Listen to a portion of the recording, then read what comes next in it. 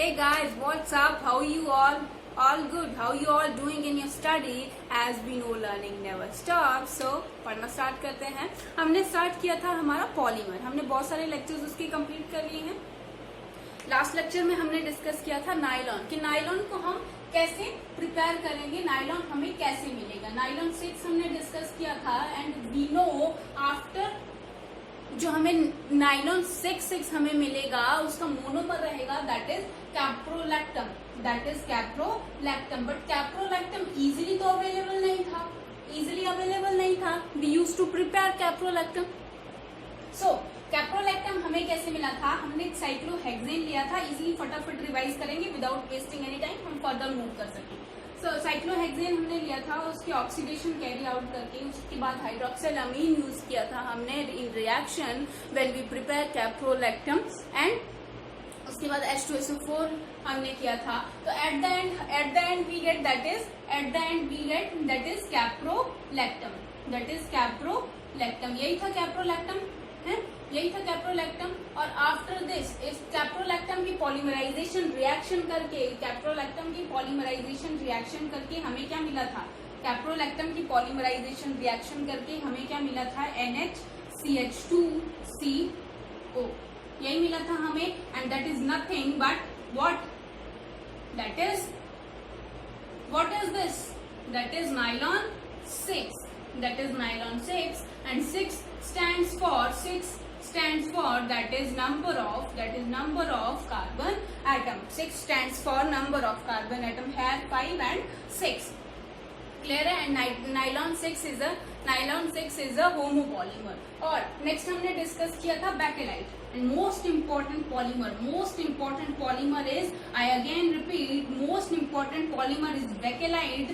But उसमें monomer क्या थे? फिनोल एंड, अब तो याद होना चाहिए, phenol and formaldehyde. Phenol and formaldehyde are the monomer when we use to prepare bakelite. And bakelite is most important polymer.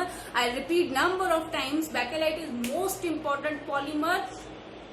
जो क्या होता है जिसका हमने यूज किया था उसकी बाइंडिंग कैपेसिटी इतनी स्ट्रांग होती है, उसको हम ग्लू की तरह यूज करते हैं. बेकेलाइट को ग्लू की तरह हम उसको यूज कर सकते हैं. हीट रेजिस्टेंट होता है ये कौन? बेकेलाइट. और जिसकी वजह से उसको हम, जो फ्राइंग पैन होते हैं ना हमारे किचन में, उसके ऊपर ब्लैक वाला हैंडल लगा होता है, दैट इज बेकेलाइट. क्योंकि उसमें हीट रेजिस्टेंस पावर होती है, उसको हम इजिली वी कैन होल्ड. इसको हम इलेक्ट्रिकल अप्लायंसेज में यूज करते हैं, यूटेंसिल्स में यूज करते हैं. क्यों? क्योंकि इसकी binding capacity is very strong in this. Covalent bond is very strong.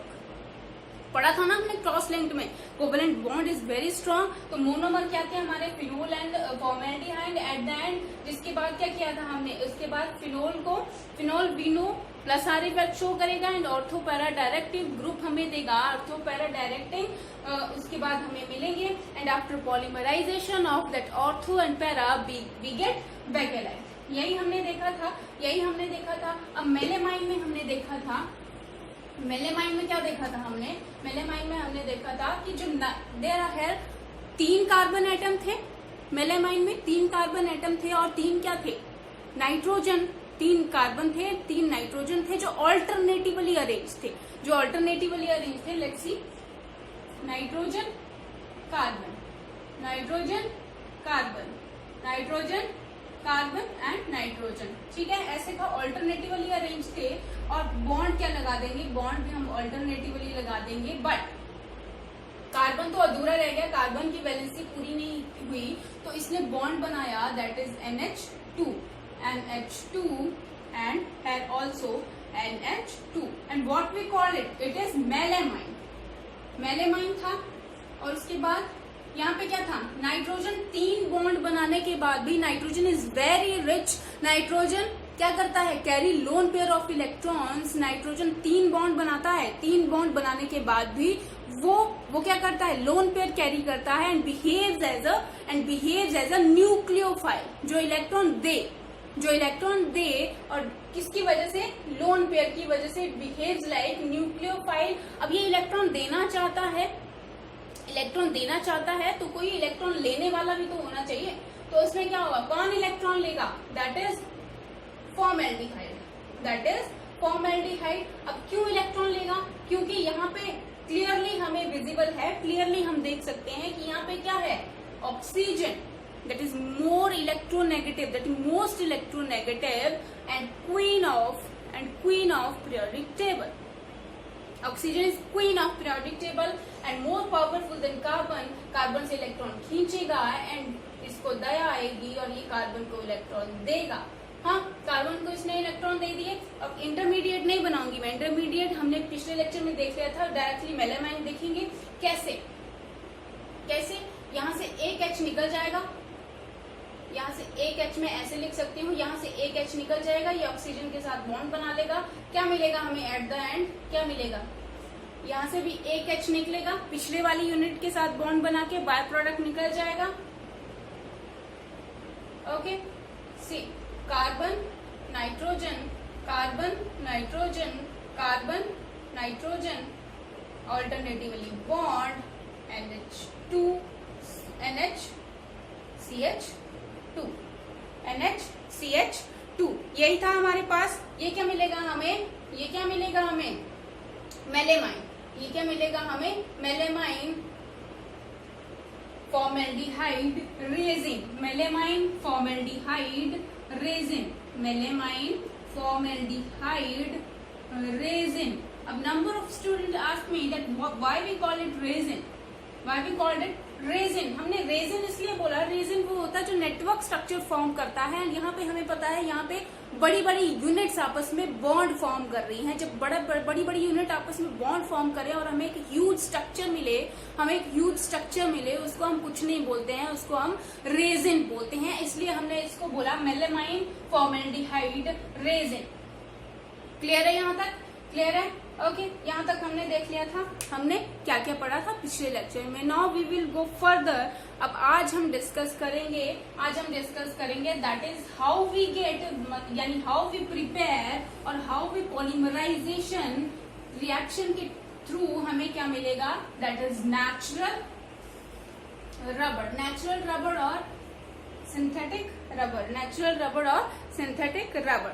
अब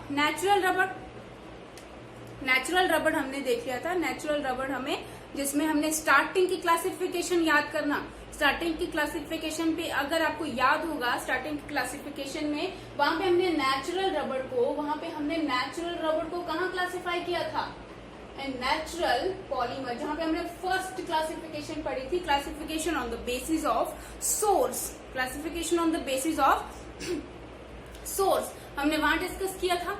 क्लियर है? अब सोर्स के बेसिस पे हमने जो नेचुरल रबर था, natural rubber name indicate we get from nature, तो नेचुरल रबर को हमने वहां क्लासिफाई किया था। नेचुरल रबर को हमें कैसे मिलेगा, दैट इज जो प्लांट से मिलता है ना, स्टिकी जो हमने जो कोन जैसी लगाई होती है ना, सबके घरों में होती है, वो जो कोन लगाई होती है वैसे पेड़ों में लगाई होती है, that is nothing, that is natural rubber and very sticky, very very sticky. अगर उसने आपने छुआ होगा ना उसको कभी, वो बहुत स्टिकी जैसा सब्सटेंस होता है, दैट इज नेचुरल रबर। अब नेचुरल रबर हमें कैसे मिलेगा, सी अगर मैं आपको बोलूं, let's say tell me the structure of 2-methyl buta 1,3-diene। अब एकदम से आपके माइंड में आ जाना चाहिए फटाफट से कि क्या होगा इसका। 2-methyl buta, 4 कार्बन, 1 2 3 4 कार्बन बना दिए, ब्यूटा हमें मिल गया। अब 2-methyl CH3 1,3-diene 1 3 हो गया, इजी से। अब यहाँ पे क्या आ जाएगा, CH2 single bond CH। Clear है? यहाँ पे क्या आ जाएगा, बॉन्ड 2 3 4 1 2 3 4, यहाँ पे हाइड्रोजन नहीं आएगा, दैट इज कार्बन। ये आ गया हमारे पास। क्लियर है? अब ये क्या आ गया हमारे पास, that is 2-methyl buta 1,3-diene, 2-methyl buta 1,3-diene। And इसका कॉमन नेम क्या रहेगा, common name is isoprene, and ये जो आइसोप्रिन था, मैंने क्यों आपका ये स्ट्रक्चर पूछा कि tell me the structure of 2-methyl buta-1,3-diene. It is a monomer we used in natural rubber. Clear है? पता चल गया? What is the monomer? The monomer we used in natural rubber, that is 2-methyl buta-1,3-diene and commonly called isoprene. And आपके exam में question आ चुका है इन 1 mark कि जो नेचुरल रबड़ का हमें जो मोनोमर है उसका कॉमन नाम बताइए. That is isoprene. क्लियर है? That is isoprene. हमें पता चल गया कि मोनोमर क्या था. मोनोमर क्या है हमारे पास? आइसोप्रिन है. And by using isoprene, by carrying out polymerisation reaction, we get natural rubber. अब कैसे मिलेगा? यहाँ पे हमें पता है कि जब हम पॉलीमर मैन्युफैक्चर करते हैं, पॉलीमर हम प्रिपेयर करते हैं, we need n number of unit. See, अब 2 यूनिट मैं लिखूं आपके सामने, that is CH2 CH double bond CH2, यहाँ पे क्या आ गया? CH3. एक यूनिट हो गई. अब दूसरी unit that is CH2 single bond CH3, यहाँ पे डबल है, that is CH double bond CH2. 2 unit आ गए हमारे पास. अब ये कैसे कंबाइन करेंगे? इनकी वो कंबाइनिंग देख लेते हैं कैसे मिलेगा. वैसे ही हमें नेचुरल रबड़ मिलेगा. कैसे कंबाइन करेंगे आफ्टर पॉलीमराइजेशन रिएक्शन? यहाँ पे क्या आ जाएगा? CH2, ये पिछले वाली यूनिट के साथ बॉन्ड बनाएगा. फोकस करिएगा तभी याद रहेगा. CH2 सिंगल बॉन्ड, इसने पिछले वाली यूनिट के साथ बॉन्ड बनाया, ये बॉन्ड क्लीव हो गया, ये बॉन्ड क्लीव हो गया. ठीक है, यहाँ पे क्या आ जाएगा? CH3 सिंगल बॉन्ड CH, ये वाला बॉन्ड क्लीव होगा, ये आगे वाली यूनिट के साथ बॉन्ड बनाएगा, दैट इज इस वाली यूनिट के साथ. तो हमें क्या मिलेगा? अब यहाँ पे क्या देखा हमने? ये वाला बॉन्ड क्लीव हुआ, ये वाला बॉन्ड क्लीव हुआ. And we very well know from the fact that nitrogen always make 4 bond. Nitrogen की वैलेंसी तभी कंप्लीट होगी जब वो 4 बॉन्ड बनाएगा. तो यहाँ का बॉन्ड तो क्लीव हो गया. And here is also, so bond कहाँ बनेगा? यहाँ पे. बॉन्ड कहाँ बनेगा? यहाँ पे. ठीक है, कंप्लीट हो गई. 1 2 3 4, 1 2 3 4. क्लियर है? यहाँ तक हमें कुछ लेना देना नहीं है क्योंकि हमें ये स्टेबल मिल चुका है. अब नेक्स्ट कैसे मिलेगा हमें? CH2 आगे वाली यूनिट के साथ बॉन्ड फॉर्म करेगा, ये वाला बॉन्ड अगेन ब्रेक होगा, ये वाला बॉन्ड अगेन ब्रेक होगा. एंड बॉन्ड कहाँ फॉर्म होगा? इस वाले कार्बन के साथ.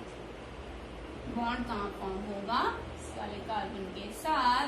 And we get number of units जब आपस में कंबाइन करेंगी. And what is this? This is natural rubber.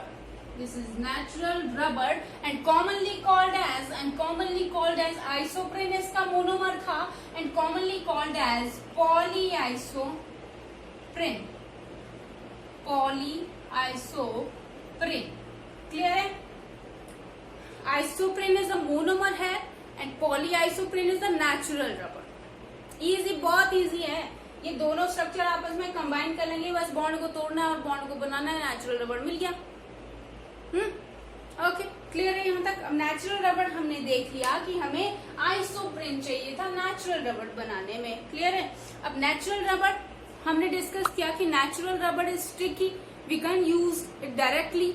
हम उसको डायरेक्टली नहीं प्रिपेयर कर सकते. तो स्टार्टिंग की क्लासिफिकेशन पे फिर से गौर फरमाना, स्टार्टिंग की क्लासिफिकेशन पे फिर से ध्यान देना. उसमें हमने 3 तरह की क्लासिफिकेशन पढ़ी थी, that is natural polymer, synthetic and semi synthetic. And semi synthetic में इफ यू गाइज रिमेम्बर तो उसमें हमने एग्जाम्पल लिया था वल्केनाइज्ड रबड़ का.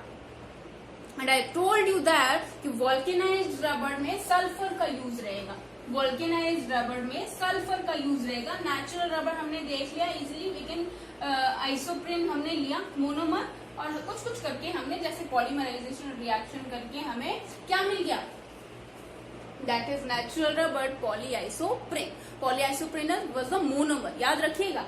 हाँ, अब हम आगे क्या देखते हैं? वल्केनाइज्ड रबड़ की नेचुरल रबड़ को हम वॉल्केनाइजेशन प्रोसेस के थ्रू हम कैसे वॉल्केनाइज्ड रबर प्रिपेयर कर सकते हैं? वॉल्केनाइज्ड रबर, वॉल्केनाइज्ड रबर।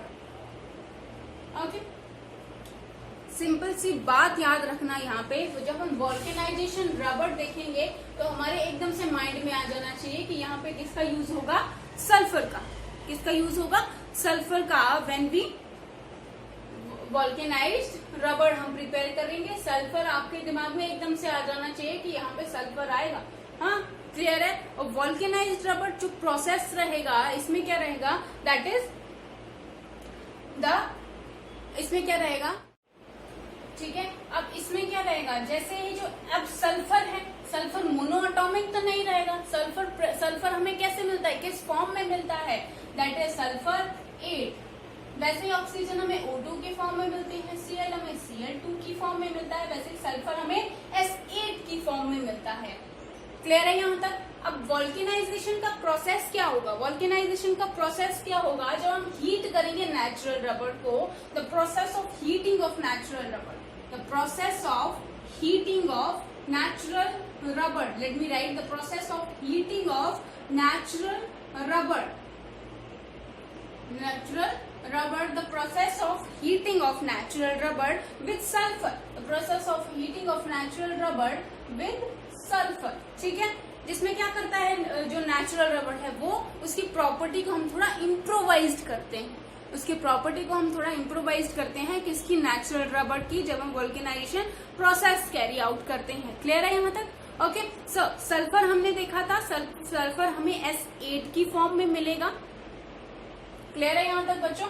हाँ, अब क्या देखते हैं हम?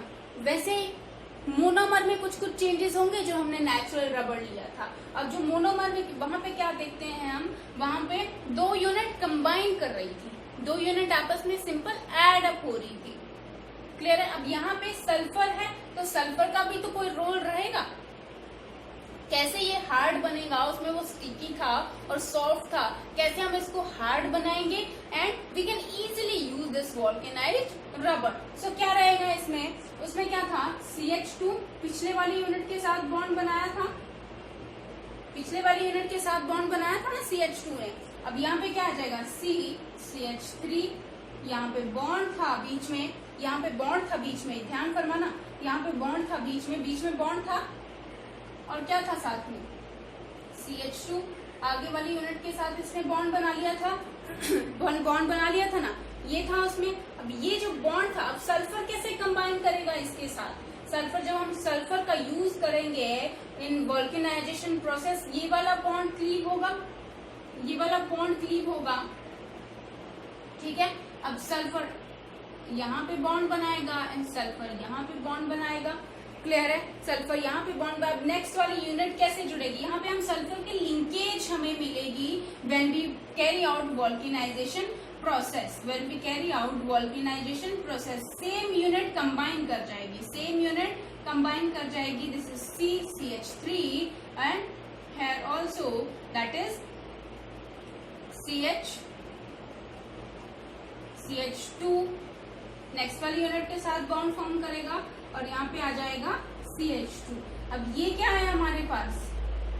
ये क्या आया हमारे पास? This one is vulcanised rubber, this one is vulcanised rubber.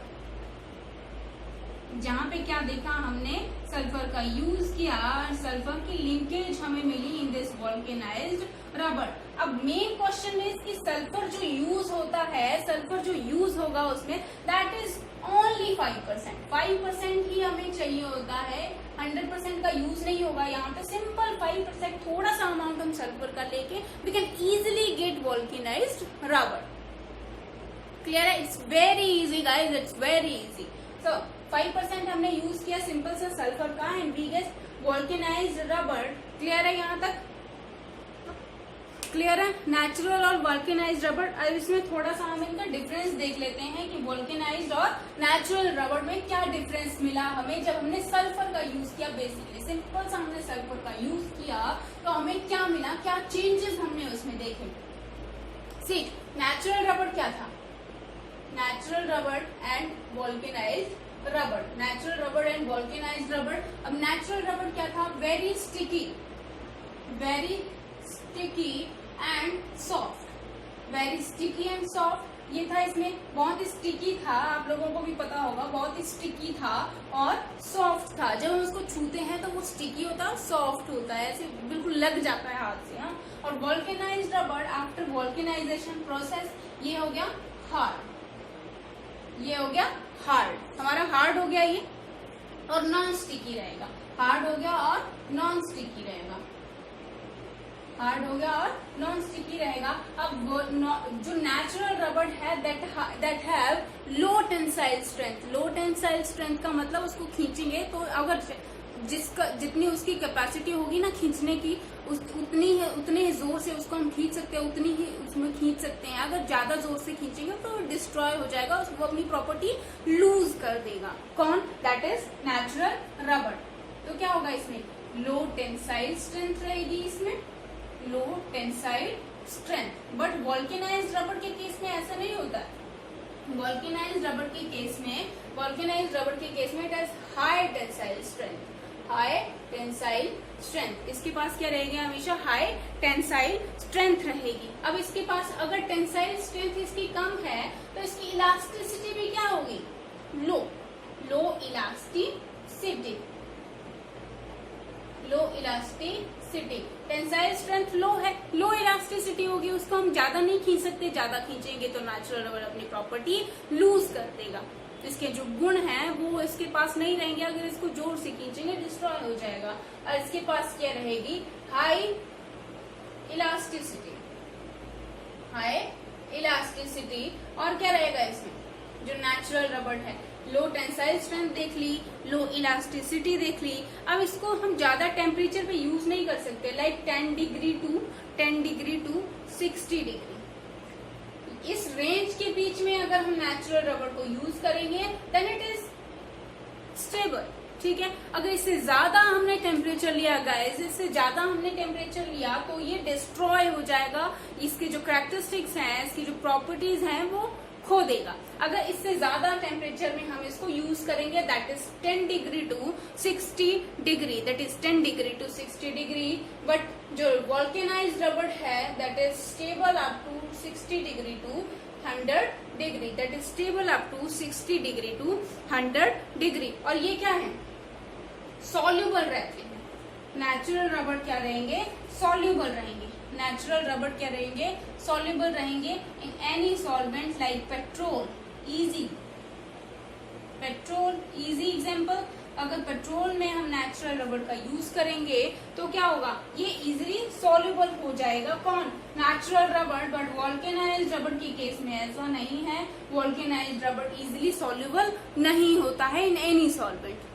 Okay, so vulcanised rubber we can easily use, and natural rubber वो अपनी प्रॉपर्टी लूज करने लगेगा अगर उसको हम जोर से खींचेंगे, 60 डिग्री से टेम्परेचर में अब में उसको हीट करेंगे या फिर ज्यादा उसको यूज करेंगे इस टेम्परेचर से आगे। इसकी लो इलास्टिसिटी रहती है, ठीक है। इतना क्लियर है, हमने डिस्कस कर लिया। दैट इज, क्या डिस्कस किया हमने आज, दैट इज नेचुरल रबर और क्या, वॉल्केनाइज्ड रबर। नेचुरल रबर में सिंपल सा आइसोप्रेन हमने लिया और आइसोप्रेन यूनिट्स आपस में कंबाइन करके क्या बनाएंगी, नेचुरल रबर। क्लियर है, इतना क्लियर होगा। नेचुरल रबर और वॉल्केनाइज्ड रबर में हमने सिंपल सल्फर लिया, sulphur is present in S8 form, sulphur is present in S8 form and what next, sulphur S8 की फॉर्म में रहेगा। सल्फर का यूज हम करके उसमें लिंकेज देखने को मिलेगी, हमें लिंकेज देखने को मिलेगी किसमें, नेचुरल रबर में। But that after linkage the sulphur वो क्या होगा, that converted into vulcanised rubber. Clear है, यहाँ तक हमने इसका डिफरेंस देख लिया। बाकी नेक्स्ट लेक्चर में करते हैं। होप आपको समझ आया होगा। अगर कोई क्वेश्चन रहा होगा तो कमेंट सेक्शन में रिप्लाई कर दीजिएगा। Okay, bye bye.